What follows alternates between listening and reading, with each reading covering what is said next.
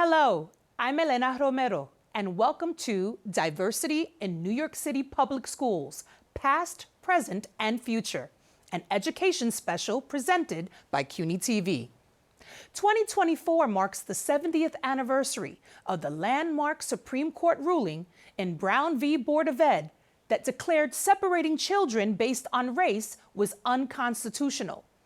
This year also marks the 5th anniversary of District 15's Diversity Plan, a plan produced in Brooklyn to explore and improve upon diversity in that district's middle schools. In this CUNY TV special presentation, we'll explore the issues around segregation, integration, diversity, and equity in our schools. We'll examine the impact of the D15 Diversity Plan, not only on District 15, but on New York City as a whole. But first, let's go back in time to that monumental Supreme Court decision that forever changed America.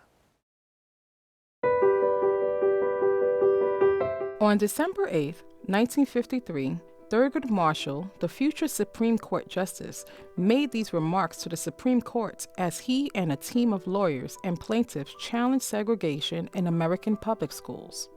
The only thing can be is an inherent determination that the people who were formerly in slavery, regardless of anything else, shall be kept as near that stage as is possible. And now is the time. We submit that this court should make it clear that this is not what our Constitution stands for. Marshall's remarks to the Supreme Court were the culmination of lawsuits brought against 5 states, all of which argued essentially the same thing, that the 14th Amendment guarantees equal protection under the law, and the separate but equal doctrine of the Plessy v. Ferguson decision of 1896 violated the amendment. 5 months later, on May 17, 1954, the Supreme Court, under the leadership of Chief Justice Earl Warren, outlawed racial segregation in public schools. Warren wrote, "We come then to the question presented. Does segregation of children in public schools solely on the basis of race, even though physical facilities and other tangible factors may be equal, deprive the children of the minority group of equal educational opportunities? We believe that it does." It was a monumental ruling, but there was no practical plan in place to force schools to desegregate. To push schools to integrate, the Supreme Court in the Brown II decision of 1955 asked states to move with all deliberate speed to desegregate their schools. But in the 17 mostly southern states, where segregated schools had been legal, the Brown versus Board of Education decisions were met with fierce resistance. In 1957 in Arkansas, the Little Rock Nine were denied entry into the public schools after the governor at the time, Orville Forbes, sent the state's National Guard to the school to block their entry. The next day, a mob appeared alongside the guard, and again they were denied entrance. 3 weeks later, with the backing of the Federal National Guard, the students finally entered into the high school. In Jackson, Mississippi, in 1963, Medgar Evers was murdered after he attempted to bring suit against the state to desegregate the schools. And in 1963, Alabama Governor George Wallace was on hand to block the entrance of 2 black students to the University of Alabama. He relented, but only after President Kennedy federalized the Alabama National Guard and forced him aside. But some states did comply with the Brown decision. Most counties in Virginia desegregated in 1959, in spite of the massive resistance policy put in place by the state government. Prince Edward County closed all of its public schools to avoid desegregation, providing each student with grants for private schools. But none of the private schools allowed black students. A few years later, this was deemed unconstitutional and against the 14th Amendment in the case Griffin versus County School Board of Prince Edward County. But frustration with the slow pace of integration led to another important court decision, that of Green versus School Board of New Kent County. This decision affirmed that freedom of choice plans to allow free choice of a student to a white or black school was unconstitutional. The number of Southern black students attending integrated schools increased after this ruling, from 32% in 1968 through 69 to 79% in 1970 through 71. In 1971, the Supreme Court decided in Swan v. Charlotte-Mecklenburg Board of Education to institute federally mandated school busing in order to diversify schools. A major backlash to this decision resulted in the phenomenon of white flight. And although busing did result in more mixed schools, over time the court slowed down its judicial overview of busing.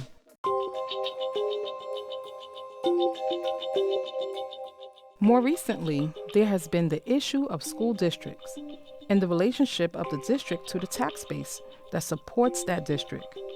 A recent report by New America found that due to a history of segregated housing policies, many school districts, even ones right next to one another, suffer from an imbalance in funding, and related to this, a still segregated school body. The report states, along the school district borders that mark the steepest racial and economic divides, students are getting shortchanged. In too many cases, the districts serving more students in poverty or more students of color are more cash-strapped than their neighbors. In all of the districts defined by these borders, children are segregated from their peers, deprived of the opportunity to learn alongside students of different backgrounds. Brown v. Board of Education was a milestone in 14th Amendment law. But despite its lofty aspirations, schools across the country still have many problems. Racial segregation is a thing of the past, but a set of newer challenges now exist, driven by economic and zoning conditions that continue to make public schools in the U.S. an unequal, though less segregated, educational space. Welcome back. Despite the Brown v. Board of Education ruling in 1954, some recent research has shown that schools are resegregating. How could this happen?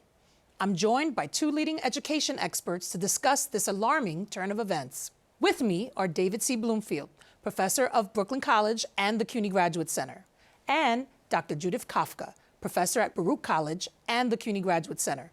Welcome to you both. Thank you. So, some recent research indicates that school segregation is increasing. What factors are driving this? Well, one of the main factors in New York City is school choice, so that parents and students are choosing to go to particular schools that often have particular racial demographic concentrations. So, what's defining this concept of school choice? What exactly is school choice from a school standpoint? Well, remember Mayor Bloomberg. Mayor Bloomberg brought in this idea, which was a national trend at the time, to get rid of the idea of a neighborhood school and have schools of choice with specialized characteristics. They had a vocational orientation or a performing arts orientation, and that means that parents are kind of voting with their feet. And very often that leads to greater rather than less segregation. Right, and the other piece of that, school choice, I mean, to be fair, New York City still had neighborhood schools for elementary school for the most part, although there are increasing options for families to leave their neighborhood school. School choice means that you give parents a say rather than the government in where you send your children to school. So it sounds very empowering. But the flip of it is, if everyone wants to send their children to the same school, there's not going to be room for them. So that means that schools are also making choices about who they're allowing into the school. And so that can also create a hierarchy of school status. And then parents are constantly looking for a better school, a school that's harder to get into for their children. It also means that, I mean, another major reason why choice can lead to segregation is in cities that have tried to use choice in combination with racial weighting, the Supreme Court ruled in 2007 they weren't allowed to do that. So you're not allowed to use race as a factor in trying to desegregate schools unless you're under a court order, which then there's barely any of those left anymore. So what that means is that for a school system that actually says, hey, we don't want schools to be resegregated. Let's see if we can try to do some racial balancing. The Supreme Court says they can't. So they have to figure out other ways to do it, and they can be creative and use proxies like socioeconomic status, but that's not a perfect correlation.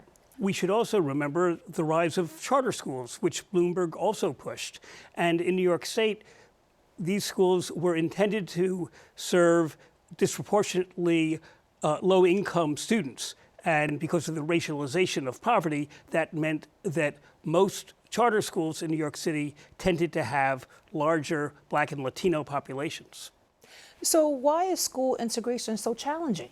Well, let's remember the R word, racism.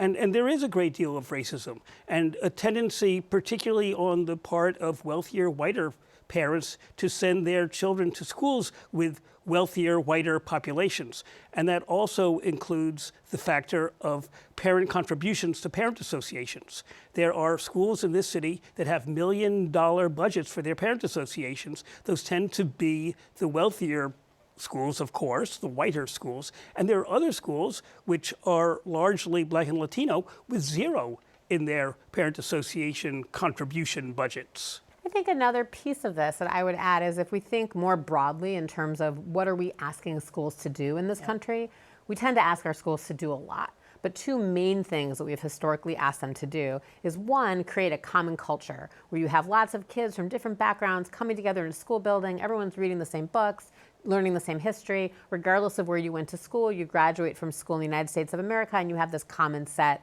of learnings, teachings, and values.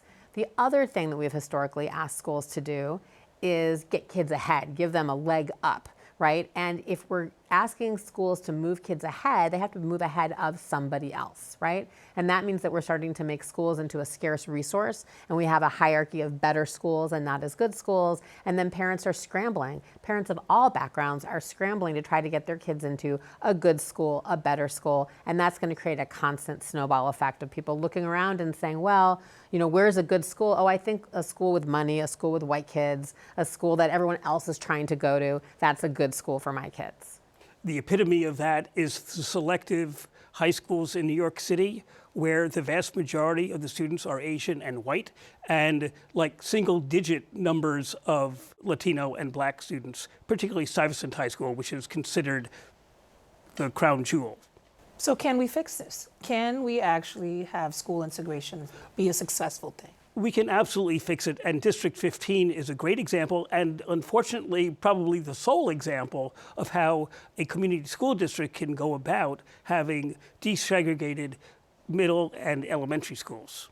Right, and I think one of the key things that happened with District 15 was political will. There was a lot of desire across the spectrum to change the existing system. I will say, unfortunately, that in order for that to have been created, there was a really crummy system in place that people were really, really unhappy with. So that's one way that you can get people to come around and say, we've got to figure out another way that can be better and that can meet everybody's needs. But that's another good example of people embracing that first purpose of education I was talking about and saying, one of the things I want my child to get out of this experience is knowing lots of different kids, learning all together, feeling part of this pluralistic society. And broadly speaking, we would need buy-in for people, and we're increasingly in politics and other aspects of our lives saying we're just going to go to our corners, we're going to hang out with people just like us, who look like us and think like us and have the same values as us. Remember that our community school districts were designed really as community school districts with high degrees of segregation. That was community control. Unfortunately, it now stands in the way of cross-district desegregation. District 15, District 13 have some schools where they've worked together, District 5 and District 3, and that takes central leadership. And unfortunately, we don't have central leadership now from the chancellor, from the mayor, to make those systems work. Speaking of which, it seems racial integration is not on the mayor's or the chancellor's to-do list, and they've rolled back many of de Blasio's policy. What do you think is driving this? Are they trying to appease certain parents? And how does school funding disparities contribute to the problem? It is unbelievable that we have a Black chancellor and a Black mayor who seem to be promoting segregation. They're concentrating more on what they call merit-based specialized schools rather than desegregating schools, which bring benefits to white, black, Latino, Asian students. Everybody. Because we live in a diverse, pluralistic world. And if we're going to learn how to get along and learn from one another, we really need, as a priority, a desegregated system. I will just add, however, that a fair argument can be made for if we just focus on desegregation, we're asking the wrong question. Because we want to think about desegregation for the purpose of what? For the purpose of equity, for the purpose of equality, for the purpose of making a better, more integrated, more diverse society. And so I think that is part of, when you hear folks pushing back against a focus on school desegregation, and I mean folks of color pushing back on that focus, what they're saying is, I want a good school for my kid in my neighborhood. I don't need to send them away to achieve that. So I think we need to hold both of those things together when we're thinking about what do we want for the future. And I think there's a particularly American disfavor of coercion. We believe in personal freedom. That's why choice was and is so attractive. Sure. And the idea that diversity would be mandated, I think, just kind of rubs people the wrong way, even though there are so many mandates that we pay attention to all the time, and we just live with it. But based on what happened as pushback to Brown and the massive opposition to Brown, there's a sense that diversity and school desegregation based on race in particular is a political third rail. Thank you to Dr. Judith Kafka and David Bloomfield for joining us. Now, let's see what happened in Brooklyn's School District 15 that led to a major push for public school diversity. Our reporter, Carol Ann Randall, has that story. Sherell Hubahib recently graduated from middle school in Brooklyn. She says one of the things she appreciated about her school was the diversity of its students. I'm pretty sure it's good for everyone because we get to learn from everyone. Brooklyn's District 15 once had some of the city's most socioeconomically segregated middle schools. An evaluation of the district says its middle schools previously ranked as the second most socioeconomically segregated in the city. But after a diversity plan was enacted, District 15 middle schools ranked 19th out of 32 districts. Parent and Community Education Council member Nancy Randall sees the impact on her middle schooler. He has friends from so many different areas and neighborhoods and realities of life. So how did District 15 make the change? The plans for integrating middle schools began in 2017 and went into effect in the fall of 2019 with two major components: removing academic screens in admissions for District 15 middle schools, replacing them with a lottery system. Screened schools are schools with admissions criteria based on student grades, test scores, attendance, an exam or interview, or some combination of those. And creating an admissions priority for 52% of sixth grade seats at all District 15 middle schools for low-income students, multilingual learners, and those in temporary housing. When I came into the district, I discovered that schools, middle schools, were literally interviewing children, asking for recommendations, looking at their academic record of fourth graders to see, and their attendance, of course, and behavior, to determine who would be selected to fill the seats for admissions. For example, there were literally people who were advisors who were hired by parents to help them put together a package and coach their child at 10 years old for an interview for middle school. Anita Skop was the superintendent here when the diversity plan was enacted. There were people who did not like this, who were angry, who put their kids in private school, whatever. But there were a lot of people who said, this is the right time. We need to value all of our children. We need to create a better system that does not segregate our children. We need to value all children and value their potential. One of the benefits of eliminating admission screens, some here say the stress on families and children is significantly reduced. It was night and day. We went from a process where the principals were selecting the students to one where the children and the parents were selecting the schools. So when my son applied before the plan was implemented, it was like a Hunger Games type process with all sorts of hoops to jump through. At a meeting over the summer, community members were presented with the evaluation of the diversity plan 5 years in. Some of the findings: 10 of 12 middle schools hit the target range for students with priority. Middle school enrollment in District 15 declined by only 11%. That's less than the 14% decline in middle school grades citywide. And there are some positive academic indicators too, including with the city's competitive high schools. The evaluation has shown a lot of surprising things, like more of our students are likely to gain admission to the specialized high schools. There is still work to be done in District 15. For example, the report points to busing challenges and administrators feeling that more school-specific plans for support would have been helpful. But as this middle schooler explains it, in some ways, students are learning more than what just books can teach them. Being in New York City is such a wonderful place. It's really important to interact with people not within your inner circle, but people who are different than you, because it's really important to have that perspective and hearing multiple opinions, even if you may not agree with them, to just hear them, because you don't want to be surrounded by people who always just think like you. I'm Carol Ann Riddell for CUNY TV. Thanks, Carol Ann. Clearly, there is still work to be done.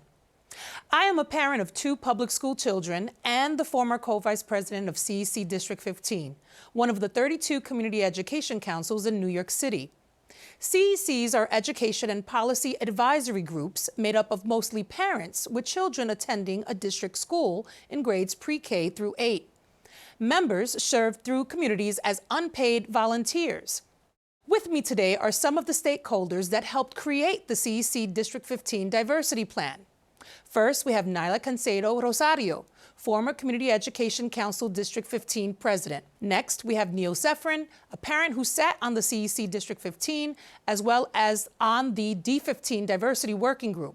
And his daughter, Naomi Zephyrin, who is the current college freshman, who was a student in District 15 at the time of the plan, was into effect as well as part of Integrate NYC, the student-led nonprofit organization advocating to integrate schools. Welcome to you all. Thank you. Thank you. So let's get right to it. What drove District 15 to create a community-based middle school diversity plan? I guess I could take it. I think there were a couple of factors. I think one was that there's a lot of research and data out there that really shows that integration is the best for our students, and not only minority students, but also white students. So I think there was a lot of research and data at the time that was really coming out, really pushing and really pushing the school to do more and pushing the city to do more.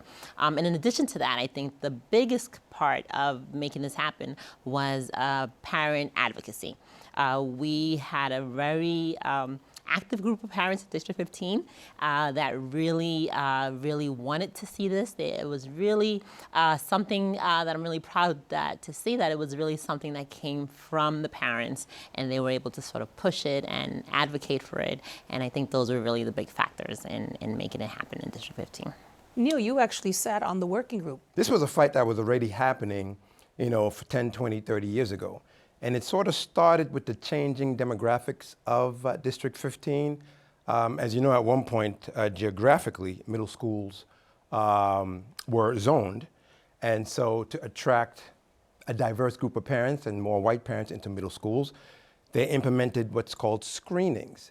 And so because you didn't have any socioeconomic balances in these screenings, the benefits that would have occurred from implementing changes to the middle school 15 at that time led to, I guess, an overreach in terms of attempting to desegregate. And so then you had a school system where a few demographics were going to a certain schools while the majority of certain demographics were going to other schools.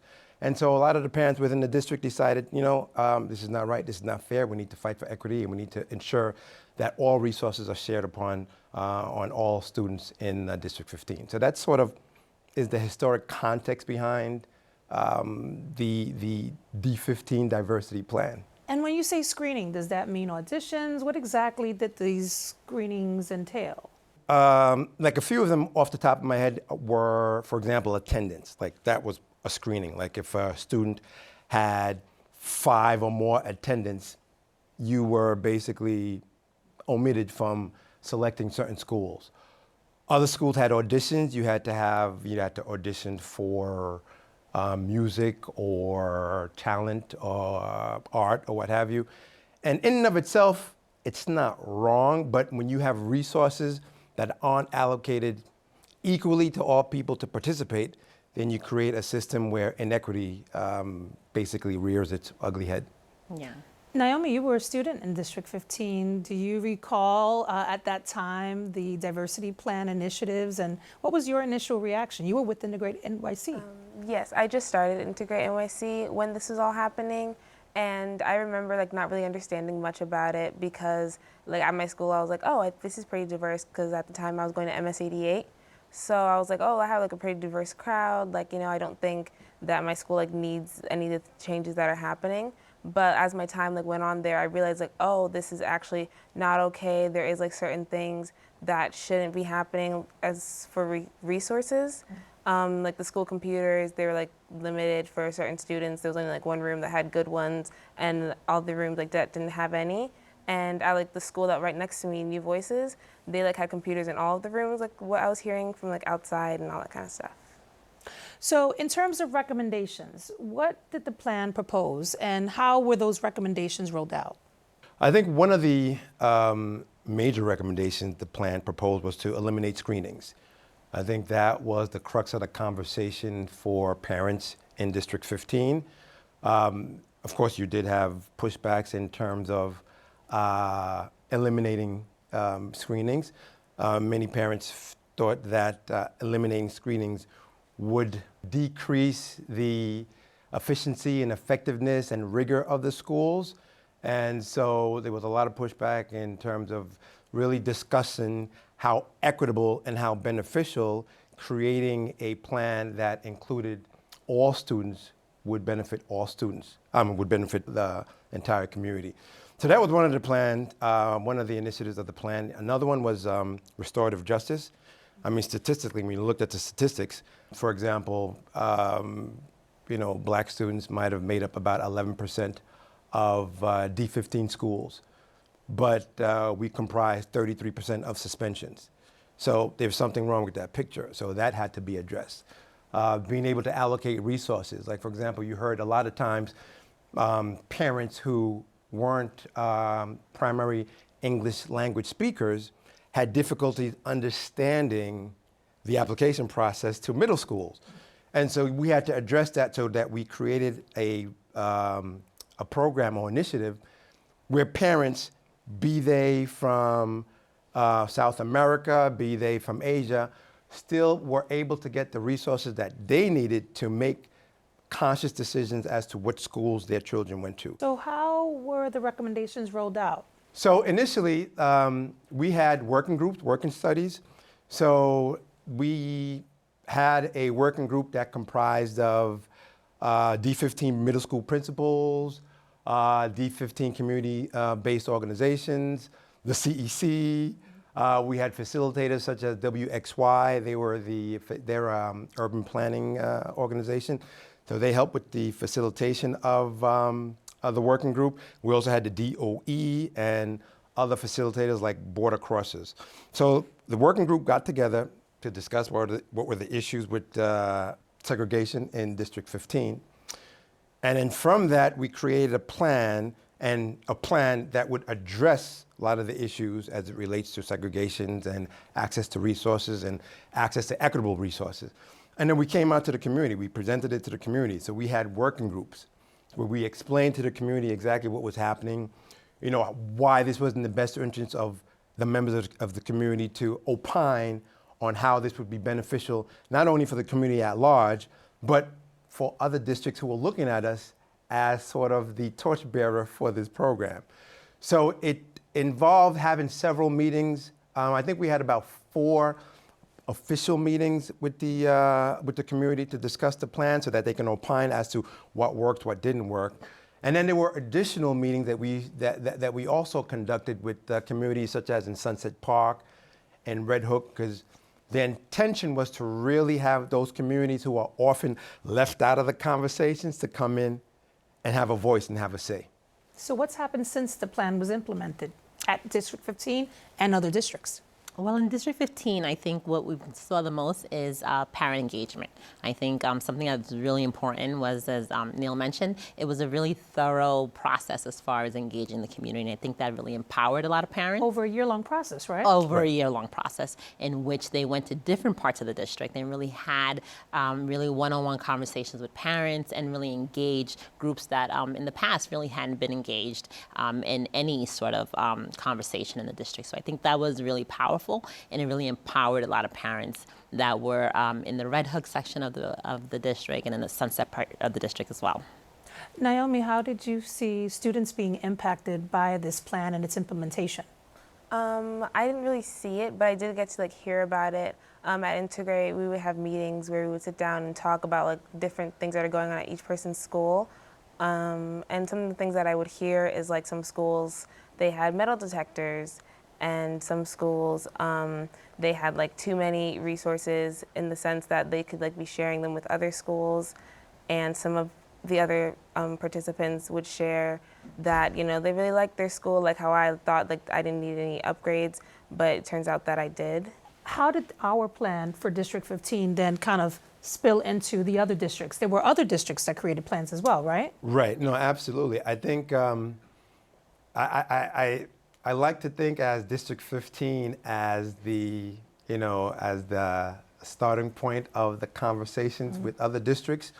I think our district initially was the most comprehensive. You had other districts that were doing something, they were doing set-asides, they would set aside seats for what's called PIA type students, students who lived in temporary housing or students who needed free and reduced lunch or what have you. But we took it a step further. I mean, we didn't just want to have set aside. We wanted to address the issue regarding resources, regarding accessibility, regarding restorative justice. And so once our plan really started getting, headway, you look at currently District 13, for example, they are modeling a diversity plan that's, similar to the process we took, where they have a working group and they have people from the community opining in. You have District 1, started implementing, a similar diversity plan. So you did have districts that looked to what we were doing. They were looking to see if it was going to be successful. And based on the preliminary successes of that, I think you see a movement for other districts to sort of implement and copy what was done. I mean, my goal is it will spread to all districts, and not only just to middle schools, but to also elementary schools. But, first things first. Final thoughts. What do you hope to happen in terms of diversity for District 15? For District 15, I hope that parents take this as a lesson to say, hey, we do have power, we can do something. District 15, when I first started on the CEC, was really segregated. We had schools that were, PTAs that were raising millions of dollars, and then we had PTAs that can raise $300 in a whole year. So I think this really sort of highlighted the importance of equity in the district, and it really addressed a lot of the inequities that we have, still have, not only in the district but also citywide. I think one of the big concerns was the fact that, this plan was going to decrease the rigors of the schools. And we saw that didn't happen. We saw that, test scores, statewide test scores are at pre-D15 diversity plan levels, if not higher. We find that, for example, students who are taking the specialized high school admission test now are scoring higher or at levels prior to the D15 plan. So the whole concept of diversifying and desegregating schools is a good thing. It's a great thing academically. Even students that are considered PIA students, they've performed better than students citywide in terms of statewide exams. So one of the biggest takeaways I hope that other districts can take and parents can take in general is the success, or at least the preliminary success, of desegregating, diversifying, and making your district more equitable. Naomi, you have the last word. What are your hopes for school integration? That students will understand now, especially what work and effort got put into desegregating their schools, and that the effort is there and that they should speak out and use their voices as well. Because especially when I was younger, I never thought this wasn't really something that I could do. These are for the older people, but it's what they want to hear, the young people's voices and what we have to say about schools since we're currently attending them. Absolutely, your voices matter. Thank you all for sharing your perspectives on District 15. When we come back, we'll look at the future of diversity in New York City public schools. And welcome back to our special presentation. I'm Elena Romero. So, where is New York City headed in terms of diversity in its public schools? What is the landscape like overall? Today, we're pleased to be joined by Chief Equity Officer for New York City Controller Brad Lander, Sadie Campoamor, alongside NYU's Matt Gonzalez, Director of the Education Justice Research and Organizing Collaborative, and Naya Berg, Executive Director of New York Appleseed. Welcome to you all. Thank you. Thanks for having us. Thank you for having us. So let's get right into it. Despite the implementation of diversity plans across the city, schools aren't fixed. What are the primary factors contributing to that? With that question, the first word that pops out is fixed. There is a one size fits all that we're not doing, and then all of a sudden we're just gonna say, yeah, they're fixed, they're done. I think despite all of these diversity plans, we're still not doing enough. And I don't know if we can say that we have yet to intentionally try to truly integrate New York City public schools. We have some diversity plans in District 15, for example, or District 3, but a holistic blueprint on how to create inclusive and integrated public schools has not been implemented yet. Yeah. It's been planned, but it hasn't been implemented yet. Why not, Matt? Well, so I want to kind of contextualize this a little bit. There's about over 1,800 schools in New York City, and as Naya said, about 250, less than 300 schools have actually implemented what we're describing as a diversity plan, right? I think we use diversity as kind of a catch-all, but when we're really, what we're describing is talking about comprehensive, holistic integration plans, right? And so there have been a number of diversity plans that have been implemented. I don't think anyone has ever claimed that implementing a diversity plan or an integration plan is going to fix the long-standing systemic problems facing New York City schools. But many of those schools who have implemented those plans across the city have seen significant increases in student outcomes. They've seen a lot more opportunities for young people from diverse and historically marginalized backgrounds. And I also want to kind of contextualize this in the fact that right as many of these plans were being implemented, we had an administration that came in and has since its inception as an administration cut nearly $2 billion from the budget, right? And has clawed back many efforts that were system-wide and systemic to implement more holistic integration plans across the city. And so despite those efforts by the administration to kind of undermine diversity and integration plans, individual schools and districts are persisting in their efforts to move the ball forward. That's right. I mean, in 2014, the UCLA Civil Rights Project said that New York City was one of the most segregated districts in the nation. Our school system is comprised of 32 physical school districts. Only 3 have diversity plans, right? District 1 has through elementary schools, District 3 and District 15 only in middle schools. So we're seeing great work there, and that's not to take away from it, but the premise that we have a citywide plan isn't true. Actually, at 2014, at the time, Mayor de Blasio didn't feel comfortable even using the term integration or segregation. It wasn't until 2017 when New York City Department of Ed said, hey, diverse learning environments add value, that a healthy school environment is a diverse learning environment, right? And we can talk about that, the details of what that means in a moment. But I would say that, we're not going to fix schools by keeping them segregated. Now, so are we full using stop. diversity in the same way? And is that part of the solution and problem? That's a great question. You want to tell us about what is integration? What do you mean by integration? So I think that that's been part of the problem, and I think as Sadie mentioned, right, there's been a issue around language that we've had for many years, right? And so when I think of integration, it's not just about moving bodies, right? And I think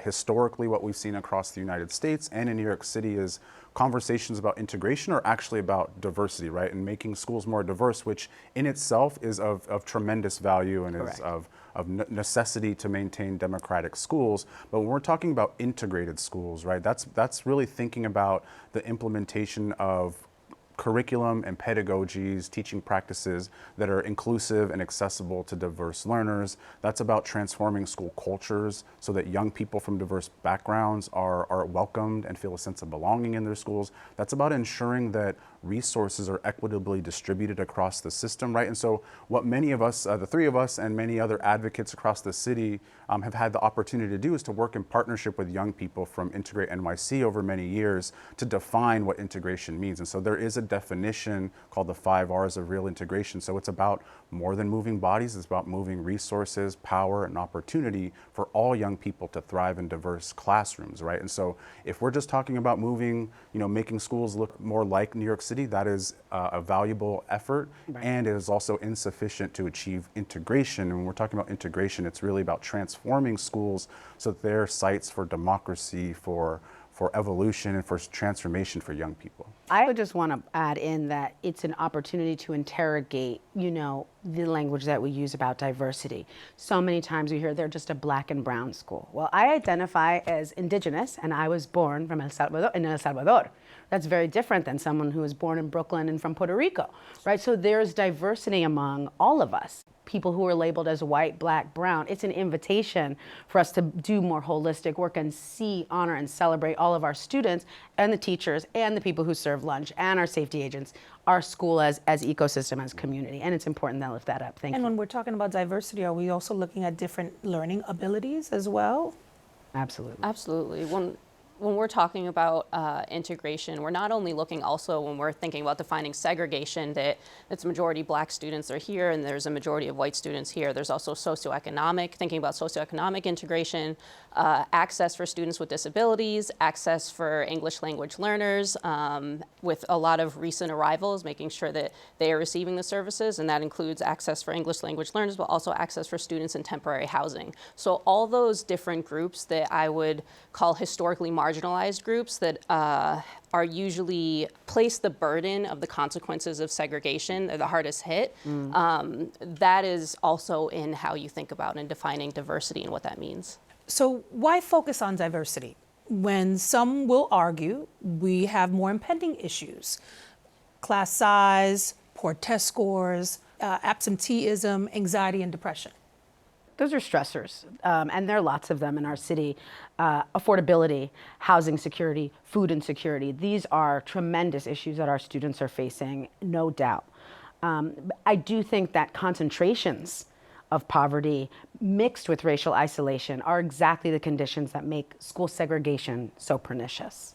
Yeah, and I'll say part of the framework towards integration, right, moving beyond the idea of diversity, is that we're addressing the entire student, not just what the classroom looks like, right? So actually, the work of integration should be also the work of reducing class sizes, right? Because we understand that racial isolation, economic isolation contributes to, impacts students with higher class sizes and also teachers that have less experience, right? And so I think when we're thinking about the work of holistic and real integration, it's actually about addressing all of these issues, right? It's about building school environments that are welcoming and affirming and are honoring that young people are bringing many forms of trauma and tension and stress post-pandemic and pre-pandemic that schools weren't addressing before and after, right? And so for us, it's not about pitting one against the other. It's actually about looking at what the kind of holistic approach to school transformation looks like. And we have blueprints for that in New York City that have been written,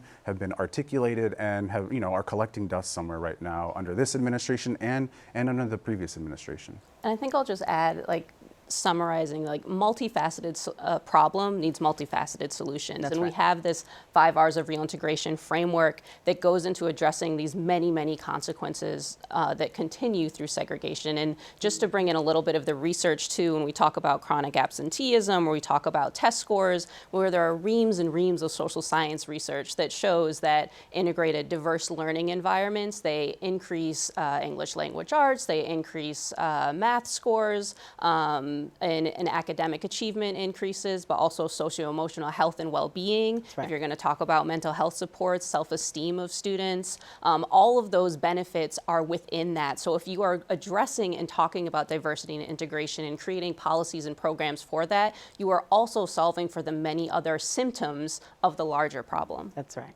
There are pillars in what makes strong education policy, and I think one of them that we think is a policy prescription that can help, that can support some of these systemic issues is school integration. And ignoring it and saying, well, if our schools continue to be segregated, that they'll somehow, these will get better, when we've seen over the decades and decades and decades that they haven't gotten better, that it's school integration, it's equitably funding our schools, it's early childhood education, it's community schools as a model. These are 4 pillars in public education policy that I don't think we can ignore, and the policy prescriptions that are demanded at the moment.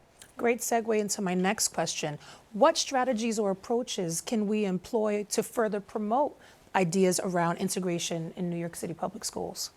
I'll start, and I know my colleagues have many great things to say. So in 2017, and really thanks to work that Sadie and myself and many other amazing advocates did as part of the School Diversity Advisory Group, we spent 2 years researching, engaging the public. We held about, I think, 8 public town halls that Sadie actually and her team helped really coordinate so that we could get parent input and voice. We also leveraged the frameworks and ideas that young people had brought to the table and built the School Diversity Advisory Group reports. There are 2 reports. There's about 113 recommendations that many of them, Naila and I just released a report last month on the 70th anniversary of the Brown decision, tracking how many of those policies have been implemented. And many of them are kind of being implemented, but not in a coordinated and kind of consistent, cohesive way. And I think that's part of the issue, right? Like the blueprint solutions exist.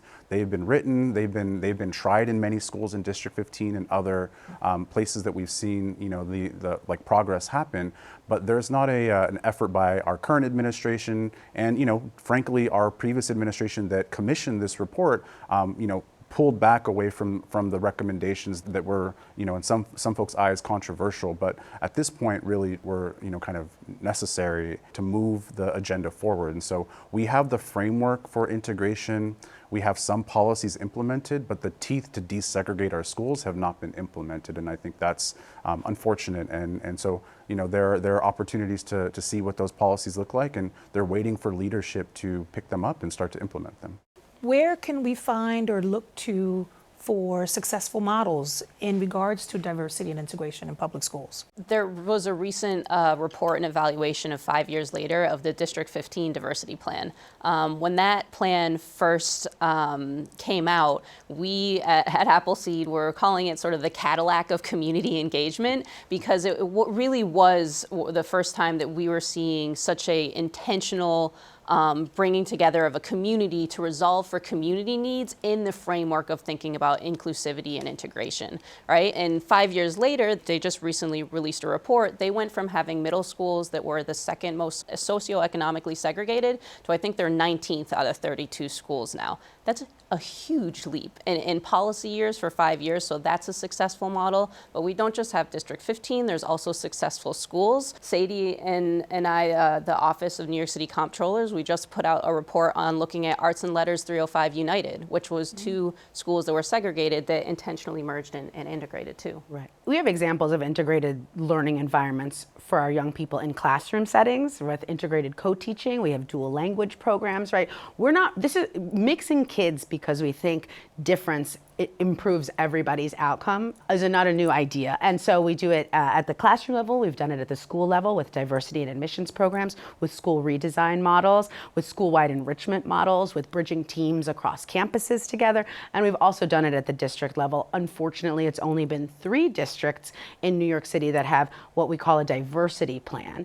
But there was legislation in 2019 passed by Councilmember Carlina Rivera that asked that every single school district go through a process, a year-long community engagement process to foster more integrated schools. Right now, New York City is still one of the most segregated cities in the world, certainly, I'm sure, but certainly in the nation.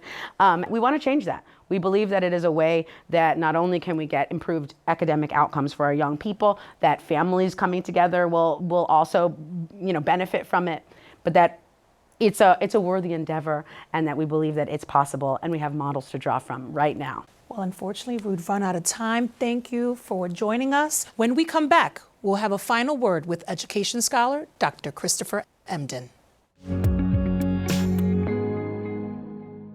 Welcome back.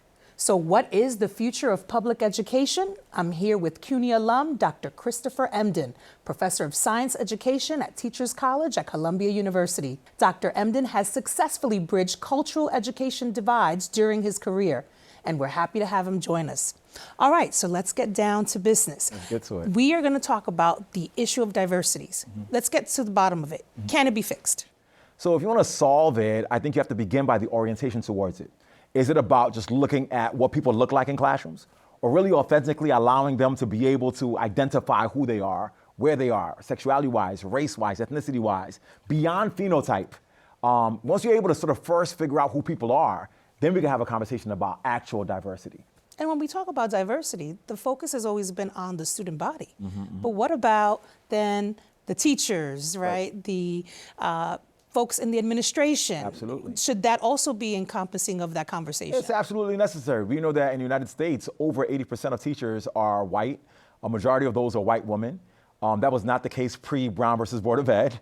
And so there's been a mass exodus over the course of the last 50 or 60 years of black teachers from teaching and learning, or from teaching rather, which also impacts learning, because we also know data tells us that if students are in classrooms with teachers who look like them, or if students are in classrooms with teachers who sort of reflect the diversity of the actual world, they learn better, they're more worldly, they're more connected to the content matter. So we have to focus on diversity on multiple levels, not just in the student body, but also in the teaching force, but also in administration. So administration is also another area of contemporary education where you find that there's not much diversity. How do we even begin to approach this problem?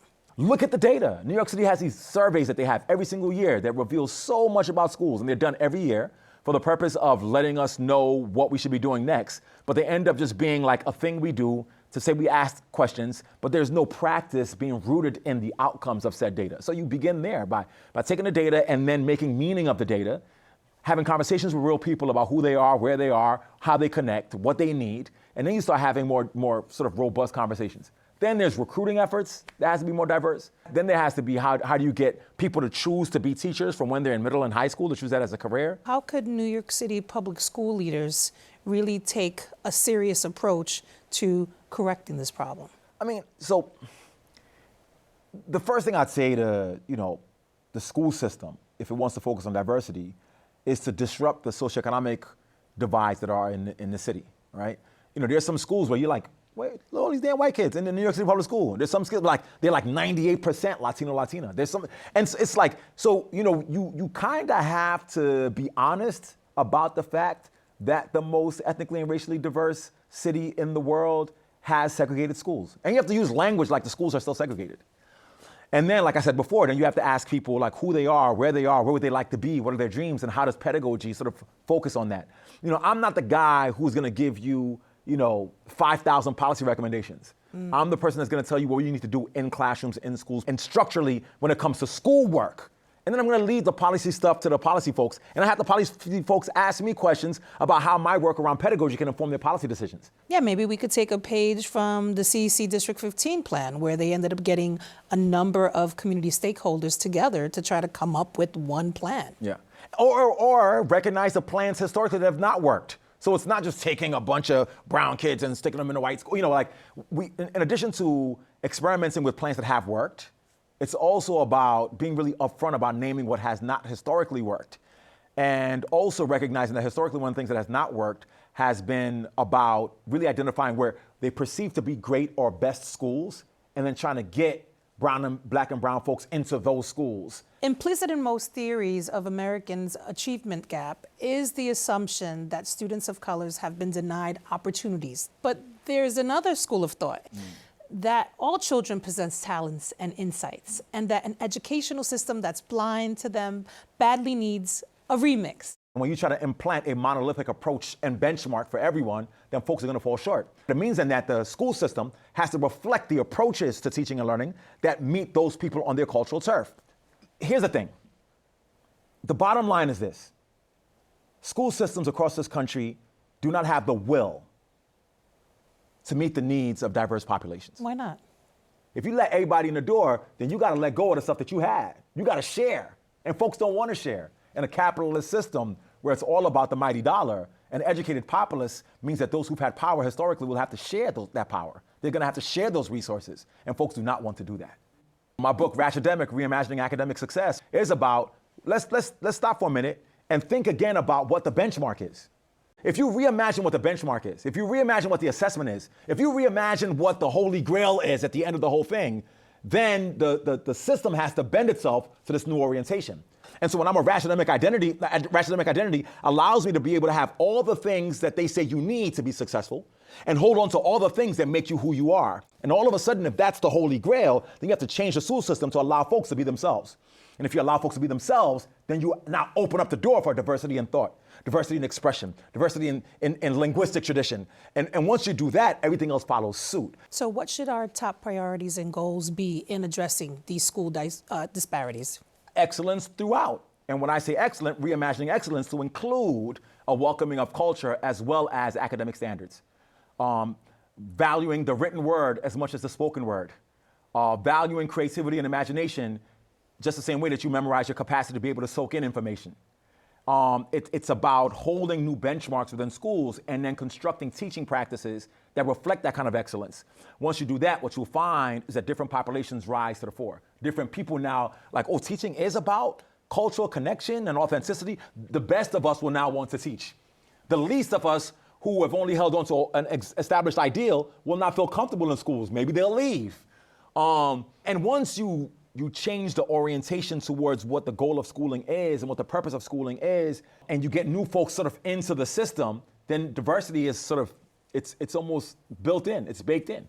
And once diverse voices emerge, diverse people enter into positions of power, and then the whole thing gets shifted in a way that's more towards what the world looks like, rather than a replication of how the world was.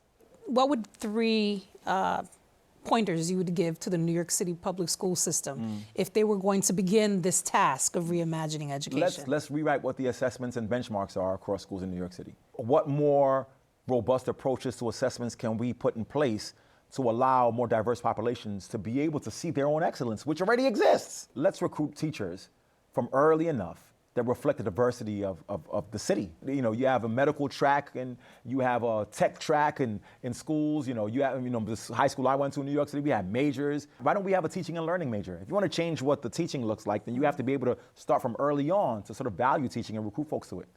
And, the last thing I'll say, to improve the structure is professional development and training.